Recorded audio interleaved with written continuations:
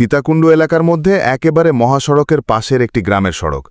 এলাকাবাসীর দাবি, দীর্ঘ 15 বছর ধরে এই সড়ক অবহেলিতভাবে পড়ে আছে। 15 বছরের বেশি হবে যে এই রাস্তাটা কোনো সংস্কার হয়নি। আমরা এইভাবে কষ্ট করে চলতে হবে বর্ষাকালে। পানি কাদা, একটা গাড়ি আসতে পারে না, বাজার নিয়ে আমরা অনেক রিক্সা নিয়ে ঢুকতে পারি না। এইভাবে আমরা কষ্ট করি, এই এত বছর চলতেছি। একটু বৃষ্টি হলে এবং উজানের পানিতে ডুবে যায় এই সড়ক। ভোগান্তি পোহাতে হয় এই এলাকার সাধারণ মানুষকে। এখন এই এলাকাবাসীর একটাই চাওয়া, এই সড়ক মেরামত করে এই এলাকাবাসীর জীবনযাত্রা সচল করে দেওয়া হোক। উপজেলা মহোদয় আছেন, আমাদের যারা আছেন সবাই একটু সহযোগিতা করবেন। আমাদের রাস্তাটা সিটের রাস্তা, ধরে অবহেলিত। আমরা এটা নিয়ে কেউ মাথা কামাই না। মেম্বার যায়, মেম্বার আসে, চেয়ারম্যান যায়, চেয়ারম্যান আসে।